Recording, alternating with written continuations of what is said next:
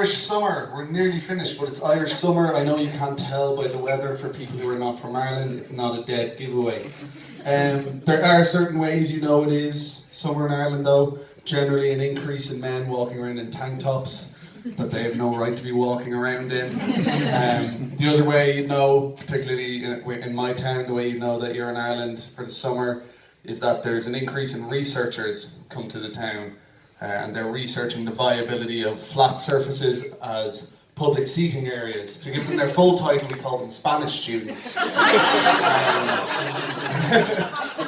And about 10 years ago, I was out in a pub in my hometown and I got talking to some of the group leaders for these Spanish students. And some of them were Irish, some of them were Spanish. And there was one girl and she said to me, you know, why is it that Irish people hate the students? And it's like, it's not that we hate them, it's just they come around and there's a lot of them and they're very loud and sometimes they're quite rude and they're all over public transport. It's just, it gets in the way a little bit. You know, the summers when the kids are meant to fuck off. And then there's somebody there and she's like, yeah, but you have to look at it from their side. You know, they don't really speak the language. They're making new friends. They're visiting this new country. It's all very exciting for them, you know? She's like, I'm sure if Irish students went over to Spain en masse, they'd do the exact same thing. And I said, well, no, they wouldn't. Because the fact of the matter is, an Irish person's natural enemy is the sun. Everyone would be indoors, just spending 6 weeks sitting beside a freezer, periodically opening it and closing it, giving out that the tea in this country just isn't right. But we're a very proud country, weirdly proud. We get prideful about things that, you know, contradict other issues. For example, when an English or an American person comments on Irish drinking culture, we get very offended. You know, there's more to Ireland than just alcoholism. You know, we're the country of saints and scholars and the crisp sandwich and Gaelic football, you know. And then 20 minutes later, we're boasting to them about how we can down a bottle of whiskey in 5 seconds because it's in our DNA and it's not in yours. Okay, so one thing you should know about me is I'm weirdly obsessed with song lyrics. Weirdly obsessed. I discovered this when I was about 16, 17. There was a band I used to love called Zebrahead.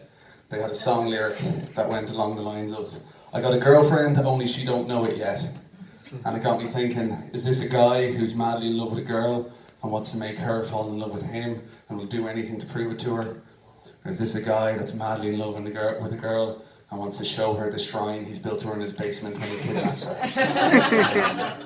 But another lyric that's kind of been bugging me for a while now, I was driving last week and Elton John Rocket Man came on, you know that song? So there's a line in that song that goes, and all this science I don't understand, it's just my job 5 days a week. Which is a terrible thing for someone who's controlling a rocket. That's the equivalent of going into a heart surgeon and him being like, this is my Monday to Friday, 9 to 5. I don't know what's in there. I don't know how it works, but we'll cut you open and take a look and get a bigger hand. I've noticed as I've gotten older, my attitude towards certain things have changed.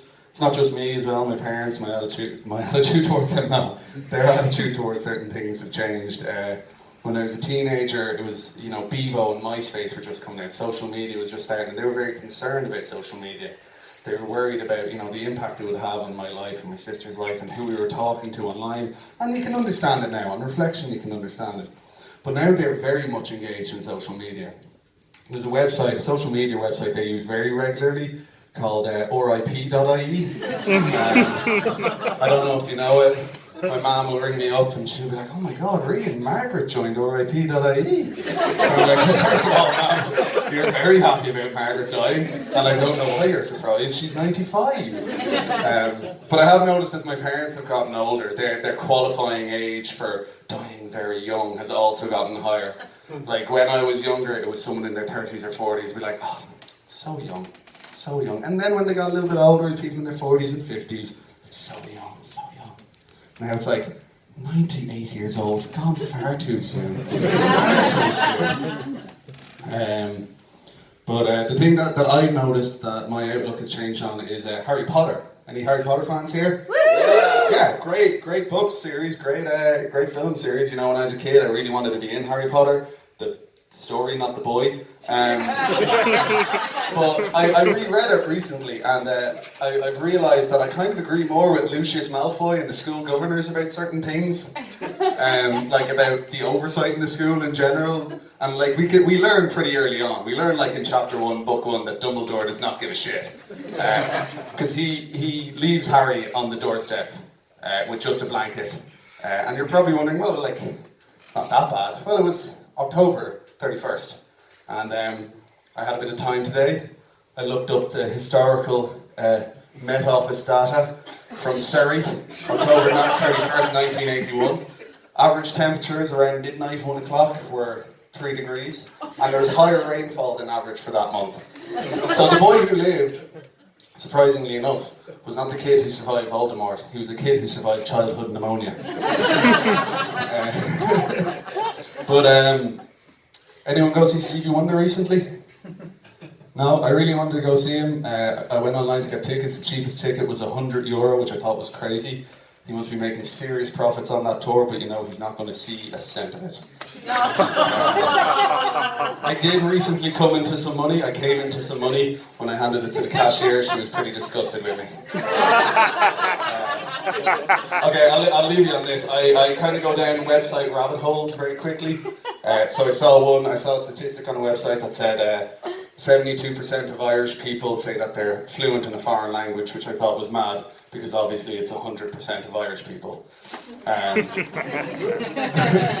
But I found one, there was one they were talking about on the radio recently, and it was about invasive species in Ireland, and about like plants and animals and all that kind of come in and do whatever it is that they want to do. But the two things that weren't mentioned were British soldiers and Spanish students. Anyway, thank you very much.